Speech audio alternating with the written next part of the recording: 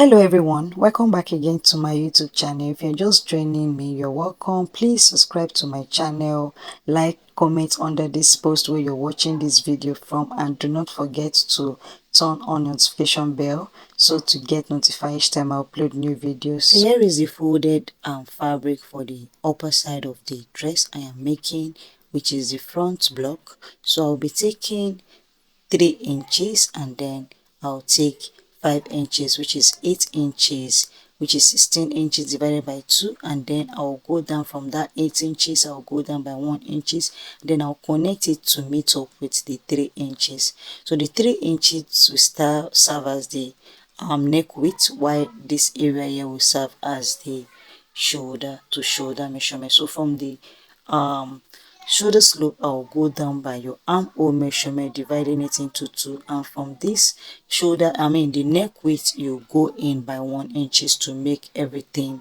4 inches on the shoulder slope. Then you come down by whatever measurements you wish to open your neck. So this is me here taking 4 inches for the width of the neck, so it's not really too obvious. So although I will be folding this because of the style later on, that's why I'm making it 8 inches wide, as you can see me doing.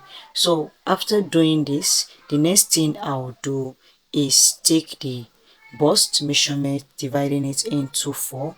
Whatever you get, you outline it, and then you go down like so.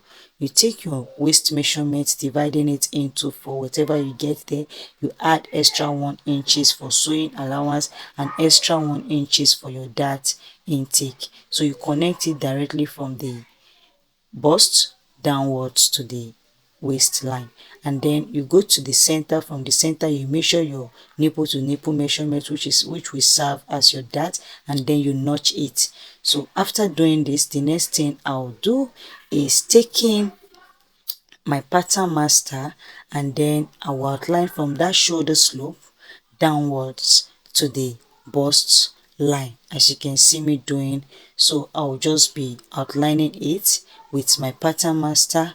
After doing that, I'll be taking some inches from this shoulder line, just so I get the shape I need to do on the neck depth afterwards. So what I will do, I'll take in 1.5 inches added with the inches I had before. So I'll just go down on the shoulder depth, on the neck depth, connecting it from this shoulder line downwards. So I'll be connecting it like so with my pattern master.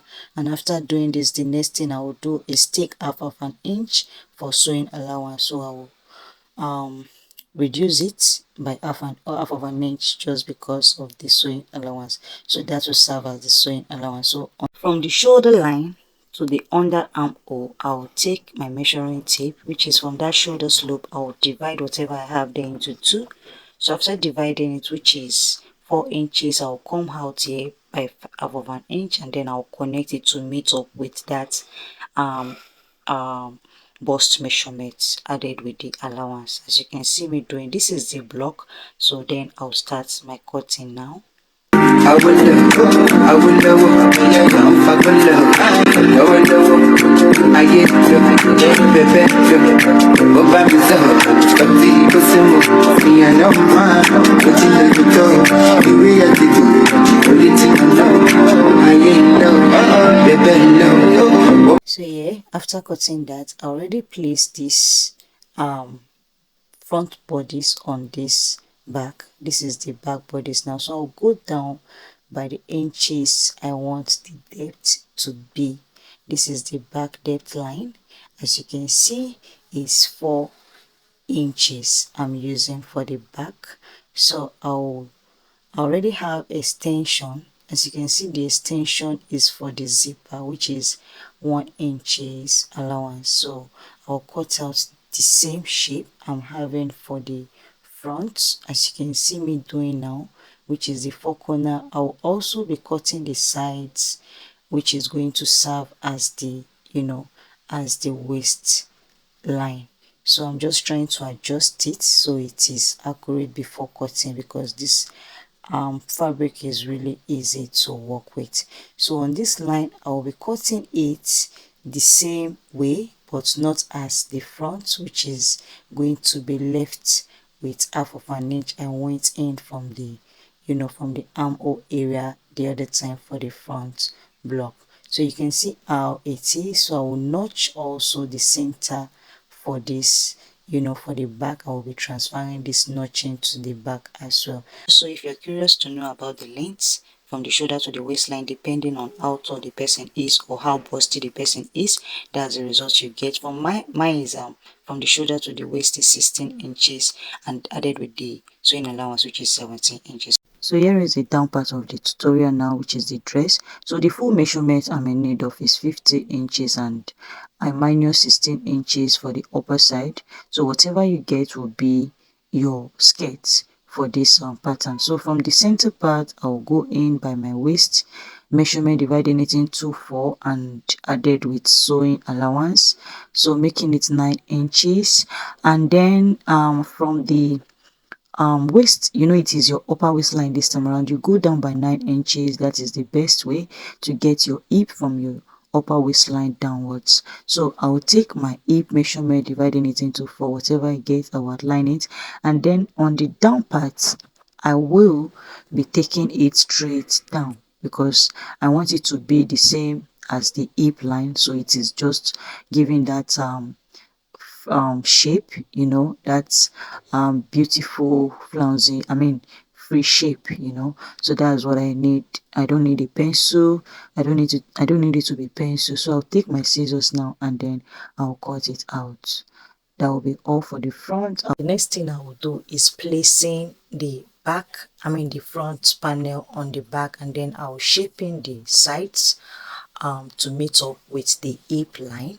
So when you get to the hip line, you stop your cutting. So this is where you need to stop, and then I'll take from that area there, which is the waistline, I'll add 1 inches, and this will serve as the as the dart for the back. Remember, we did not take any dart on the skirt panel for the front, so this is why I am transferring the darts to the side. By the time you do that on the back, you will achieve the waistline. It will be accurate after taking in your dart. So this is this zipper allowance, which is 1.5 inches. Why I like taking 1.5 inches for the zipper area for the skirt is because so it can be well relaxed afterwards, so I can do anything around there if I want to. So from that area there, you add your nipple to nipple measurement, which is your shoulder line, your that intake, and then you notch it and you're good to go. So I hope you understand what I just said there. If you're enjoying this video so far, kindly give it a thumbs up and subscribe to my channel. Here is the sleeve. This is a long sleeve. You already know how I make my sleeves with free hand. So if you don't know, pay attention. All you need to do is take your wrist measurement, your round wrist measurement, whatever it gives you, you add sewing allowance to it, and then you connect it like so to meet up with your underarm hole. Your underarm hole should be your round shoulder to your underarm hole, which is what I am doing right now. You measure it like this with your measuring tape, and then you curve it. You can see how I am doing it, so you get accurate sleeve. So here is it. I'll then cut it out using my scissors. So after cutting it out, you get to see the shape, and then you notch the center like I normally do.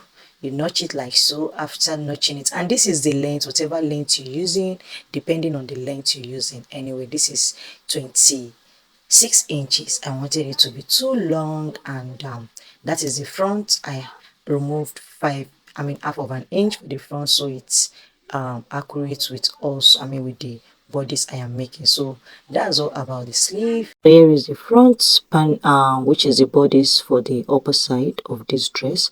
So I'll take this plain crepe fabric, and then I'll be placing it to cut out the shape.